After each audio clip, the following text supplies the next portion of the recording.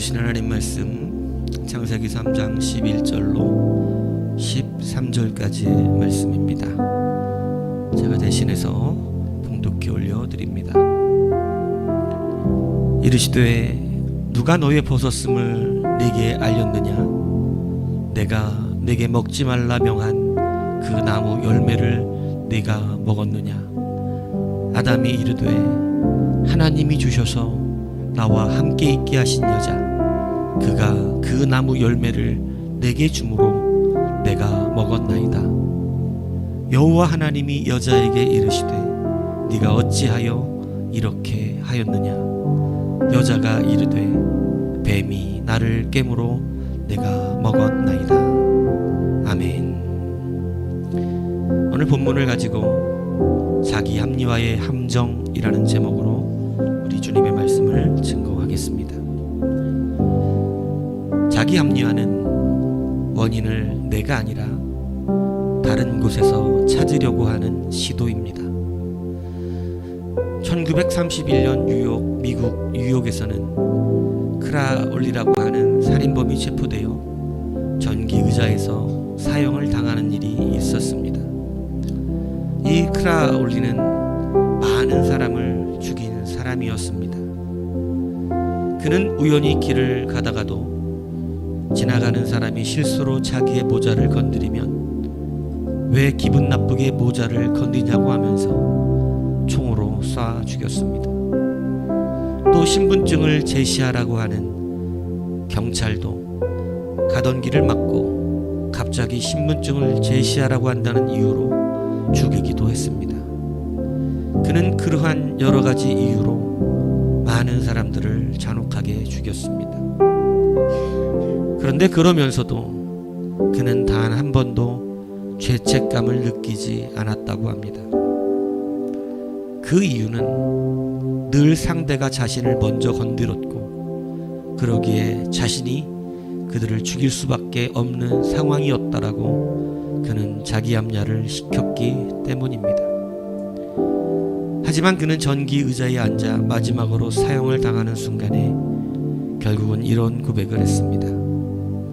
내가 오늘 나의 삶을 비참하게 사형으로 마치는 것은 내 죄를 끝까지 합리화하려고 했기 때문이다. 그렇습니다. 만약 자기가 자기에게서 원인을 찾았다면 그는 죄책감을 느꼈을 것이고 그 죄책감을 느꼈다면 그는 더 이상 같은 죄를 반복하지 않았을 것입니다. 그러나 그는 그 양심을 속이기 위해서 늘 남이 나를 먼저 힘들게 하였고 남이 나를 먼저 괴롭게 하였다라고 하는 그러한 합리화를 감행했던 것입니다. 어느 교회에서는 단기 선교를 마치고 일출이 아름다운 산 정상에 가자는 이야기가 나왔다고 합니다. 물론 이러한 일들이 다 찬성하거나 좋아할 수 있는 일은 아닙니다. 그런데 이렇게 말하는 사람들이 있습니다.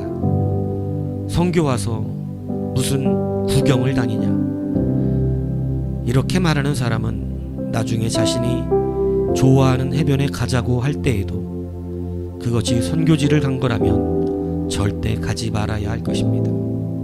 또 어떤 사람은 이렇게 말했다고 합니다. 나이 드신 분들도 있는데 어떻게 산을 가느냐? 이런 사람들은 나중에 나이 드신 분이 없다면 반드시 올라가야 할 것입니다. 또 어떤 사람은 이렇게 말했다고 합니다. 일출을 본다고 그게 뭐 별거 있냐? 이런 사람들은 어떤 아름다운 전경이라도 직접 볼 필요가 없는 사람들입니다. 또 어떤 사람은 이렇게 말했다고 합니다. 산은 너무 위험하지 않냐? 이런 사람들은 차도 위험함으로 타지 말아야 할 것입니다. 이 사람들의 특징이 무엇입니까? 다 자기가 싫어서 안 가겠다고 말하지 않습니다. 나 때문이 아니라 남들 때문에 가기가 어렵다고 자기 합리화를 시켰다는 것입니다. 그리고 이 자기 합리화가 남을 위하는 척 하는 것처럼 보였지만 결국은 남들을 정죄하고 있다는 사실을 알지 못합니다. 그냥 자기가 가기 싫은 것을 인정하고 나는 가기 싫으니 가지 않겠다고 하든지, 혹은 싫어도 공동체가 전체 움직이는 것이니 스스로 인정하고 자기가 선택하여 함께 가든지 해야 하는 것입니다. 그리고 자신이 공동체를 위해 가기로 했으니 힘들어도 불평하지 않아야 합니다. 원인을 남이 아니라 자신에게서 찾을 수 있는 정직함이 필요한 것입니다. 그래야만 우리가 살아가는 삶에서 원망하는 삶이 사라지게 됩니다. 우리가 가지는 원망의 대부분은 사실 자기 합리화에서 일어나게 됩니다. 그리고 이 자기 합리화는 바로 마귀에게서 온 것입니다. 마귀는 하와에게 선악과를 하나님이 먹지 말라고 하더냐고 묻습니다. 그리고 그것을 먹으면 하나님처럼 될 것이라고 기만합니다. 그 말에 하와는 스스로 유혹당한 것입니다. 그리고 그는 그와 함께한 남편에게도 그것을 먹입니다. 아담도 하와도 모두 선악과를 먹으면 죽는다는 것을 잘 알고 있었습니다.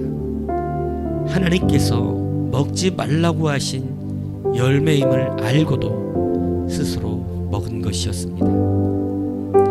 그런데 오늘 본문을 보십시오.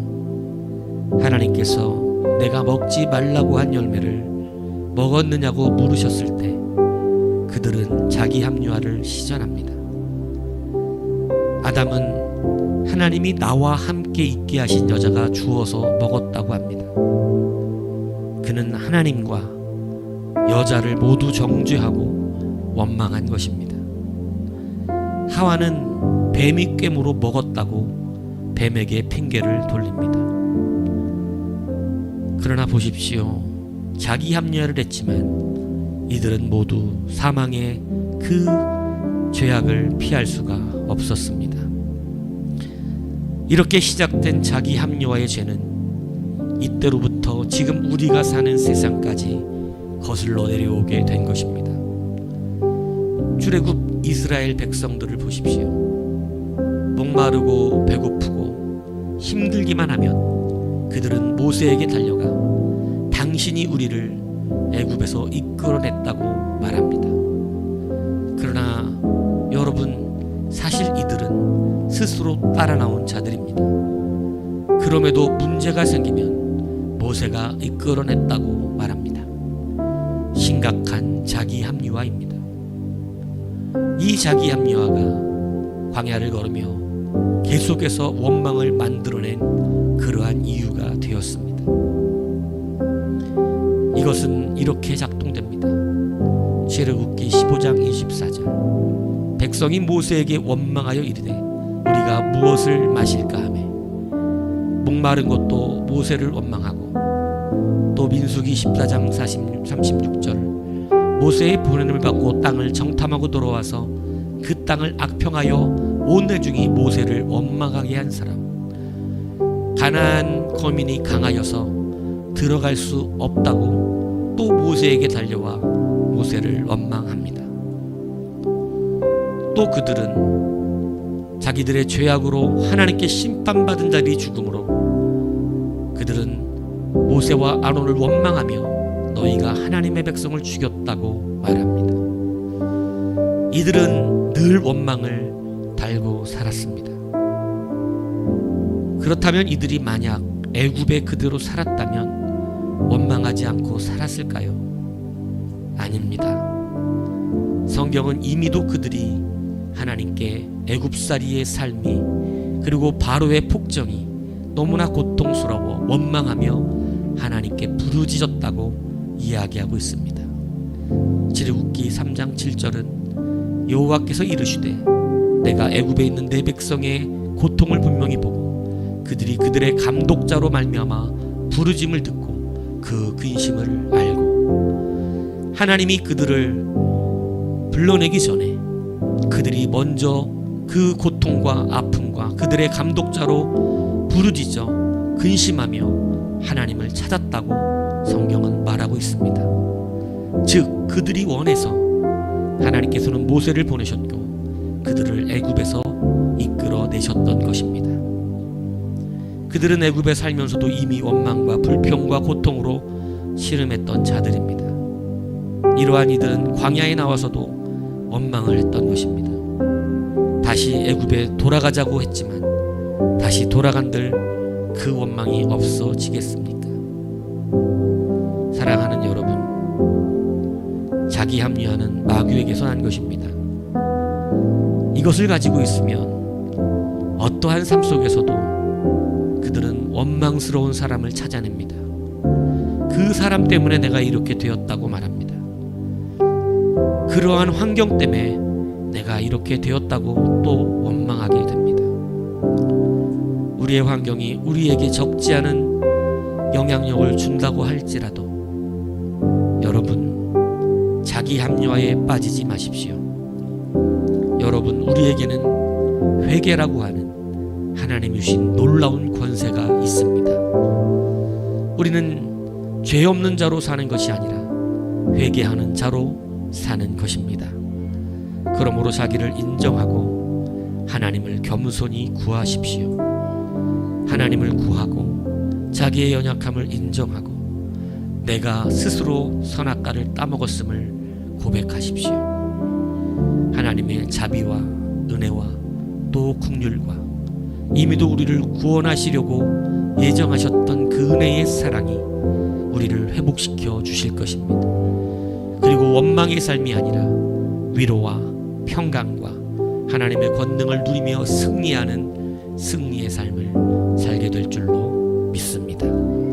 이제 그 은혜 안에서 우리의 모든 원망이 사라지고 이제는 다시 하나님의 백성으로 빛을 발하는 우리 모두가 되기를 주님의 이름으로 축복합니다.